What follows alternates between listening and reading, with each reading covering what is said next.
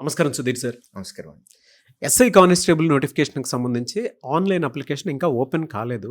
But A certificates పక్కన పెట్టుకొని ఉంటే బావుంటుందని. ఎందుకంటే అప్లై చేసేటప్పుడు డెఫినిట్‌గా కొన్ని ఉంటాయి. కొన్ని వాళ్ళ చేతిలో ఉండవు. ఈలోపు నోటిఫికేషన్ డేట్ కూడా అయిపోతూ ఉంటుంది. అవి పక్కన పెట్టుకునే లోపే ఏమేం పక్కన పెట్టుకొని ఉంచాలి? సర్టిఫికేట్స్ మొత్తం నేను 3 టైప్స్‌గా కేటగరైజ్ చేస్తానండి. ఓకే. ఒకటి, ఫస్ట్ మనం తెలంగాణ లోకల్ అనేది ప్రూవ్ చేసుకోవటం కోసం ఒక టైప్. దీనిలో ఫస్ట్ మనకి ఆధార్ కార్డ్ కావాలి. హ్మ్. నంబర్ 2, మనకి వేకెన్సీస్ ఫిల్ చేసేటప్పుడు లోకల్, నాన్ లోకల్ అని కేటగిరీస్ వస్తాయి. నాన్ లోకల్ అంటే 5% రిజర్వేషన్. 95% మొత్తం కూడా లోకలైట్స్‌కే ఇవ్వాలి. కానిస్టేబుల్ ఎగ్జామ్‌కి అయితే డిస్ట్రిక్ట్ వైజ్ ఉంటుందండి. ఎస్ఐ ఎగ్జామ్ అయితే జోన్ వైజ్.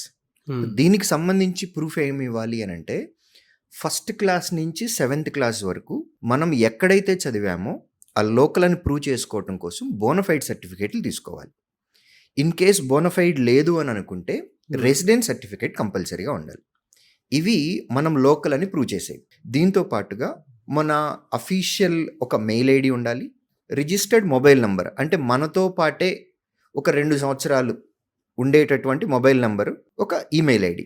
ఇవి పర్సనల్గా మనం క్రియేట్ చేసి పెట్టుకొని ఉండాలి. ఉంటే ఓకే, లేదంటే ఇప్పుడు కొత్తగా క్రియేట్ చేసుకొని పెట్టుకోవాలి.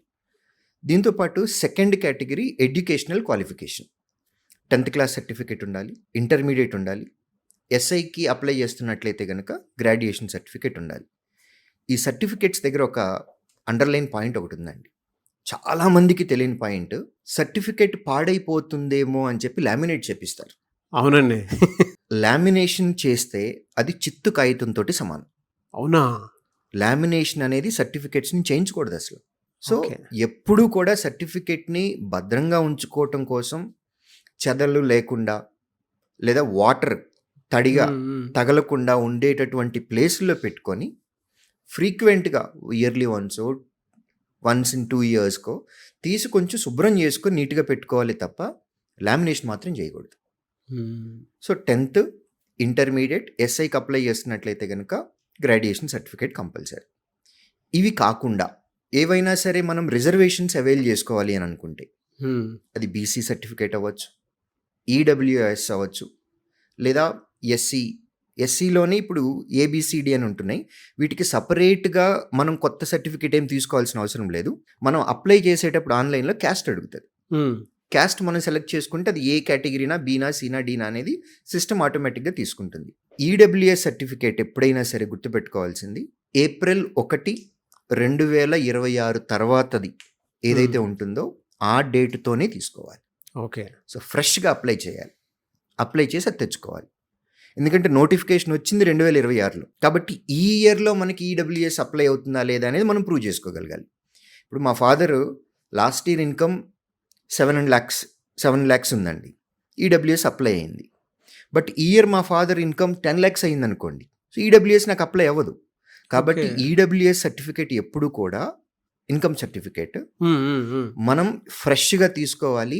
నోటిఫికేషన్ వచ్చే టైంకి మనం ఆ పర్టికులర్ కేటగిరీలో ఉన్నాము అనేది ప్రూవ్ చేసుకోవాలి. కాబట్టి ఓకే. April 1 తర్వాతే, 2026 April 1 తర్వాత ఉండేటటువంటి సర్టిఫికేట్ మాత్రమే వ్యాలిడ్ సర్టిఫికేట్. ఇది కాకుండా స్పోర్ట్స్ కోటా కానివ్వండి, ఎన్సీసీ క్యాడెట్స్ కానివ్వండి, ఎన్ఎస్ఎస్ కానివ్వండి, లేదంటే home guards, ex service men, ఇట్లాంటివి ఏమన్నా అవైల్ చేసుకోవాలి అని అనుకుంటే ఆ సర్టిఫికేట్స్ కూడా రెడీ చేసుకొని పెట్టుకోవాలి. ప్రతీది డీటెయిల్స్ చాలా బాగున్నాయండి. మీరు ఇందాక చెప్పారు చూసారు, లామినేషన్ చేయించుకుంటారు అని. ఆ కేటగిరీలో నేను కూడా ఉన్నాను. సో అది లామినేషన్ చేయించకూడదండి. హ్మ్. హ్మ్. హ్మ్. సో లక్కీగా మీకు అవసరం లేదు కాబట్టి మళ్ళీ ఆ సర్టిఫికేట్స్ దట్స్ ఓకే. అవునవును. బట్ అదర్వైజ్ అప్లై చేసి మళ్ళీ కొత్త సెట్ తెచ్చుకుంటే బెటర్. బట్ ప్రతి ఒక్క స్టూడెంట్‌కి కావాల్సినటువంటి రిక్వైర్మెంట్ ఏదైతే ఉందో ముందే చెప్పినందుకు థ్యాంక్ యూ అండి. Thank you so much sir. అయితే ఈ నోటిఫికేషన్ దగ్గర నుంచి మిమ్మల్ని అప్రోచ్ అయ్యి డెఫినెట్‌గా శ్రీధర్ సీసీలో ఎస్పెషల్లీ తెలంగాణ స్టూడెంట్స్ ఎవరైతే ఉన్నారో జాయిన్ అవుదాం అనుకునేటువంటి వాళ్ళు ఉన్నారో వాళ్ళకి మీరిచ్చే అవకాశాలు ఏంటి అసలు? మీ ఇన్‌స్టిట్యూట్‌ని గనక అప్రోచ్ అయితే? ఇప్పుడు ఆల్మోస్ట్ 2022 తర్వాత వచ్చిన నోటిఫికేషన్ అండి. 7,400 వేకెన్సీస్ ప్లస్ ఉన్నాయి. మేము ఈవెంట్స్ కోచింగ్ ఇస్తాము.